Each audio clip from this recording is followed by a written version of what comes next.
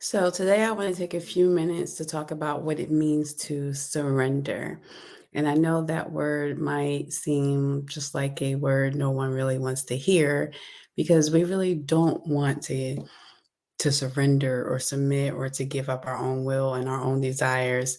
But when it comes to our relationship with God, that's exactly what we want to do. The Bible tells us to take up our cross, deny ourselves, and follow Him.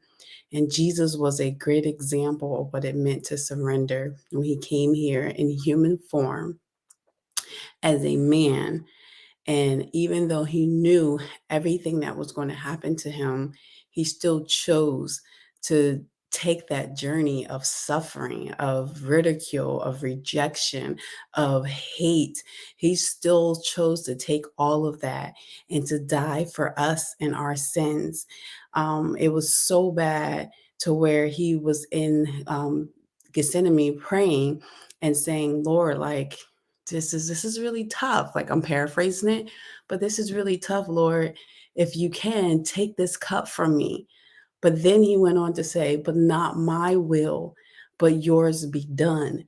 So when we say not our will, Lord, but your will be done, is what we should be saying every day when it comes to us surrendering our lives over to God. Because Jesus did it, and He was a great example. It's like, even though it was so much pain, He was dealing with so much suffering, so much so they said that the sweat looked like drops of blood. So imagine us having to go through that. I don't know if I would be able to deal with that or go through that, but Jesus did.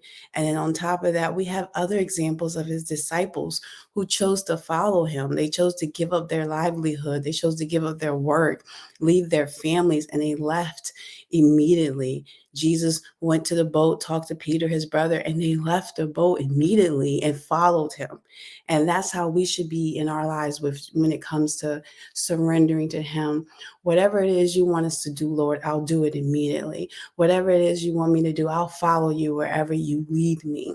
So I know it's tough sometimes to just surrender our own will, our own ambitions, our own desires. But when we align our desires with God's desires and we get to know Jesus on a more intimate level, it's like our desires becomes what He desires for us. So it's tough sometimes because when we're doing things our own way, they don't always work out.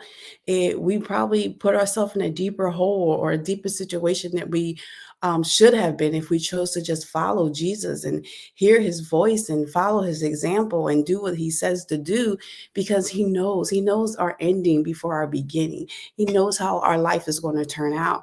We know how our life is going to turn out as far as eternity. We want to spend eternity with Him. So when it comes to surrendering to Jesus or to surrender to God, we should already know that the plans are great, that what He has for us is going to be amazing. It's amazing. He already knows us. He knows where we're going. He knows our lives. So what how awesome is it to follow someone who already knows what your ending is going to be, how your life is going to turn out, and He's also the one to help make it that way. So choose to surrender, choose to let go of your desires, your ambitions, your dreams, your own way of doing things, and follow God's way of doing things. Because when you align your heart, your life, your dreams, your goals with God, they become your goals, your dreams, your desires. And you cannot go wrong when you're following God and you're choosing to surrender to your life to Him.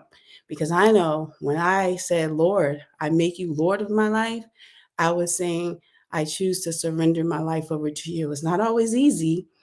And sometimes I try to do things my own way. But then I remember, hey, this is not really the life I want. I choose to follow Jesus, and I'm going to choose to follow Him. So, whatever it is that I feel like I should be doing and wanting to do, let me consult God and see if this is His desire for me too. So, that's where we need to learn to fall in love with surrendering, because when you do, you can't go wrong. So hopefully I wasn't too long. You got a word or a message out of it. Until next time, I'll talk to you soon.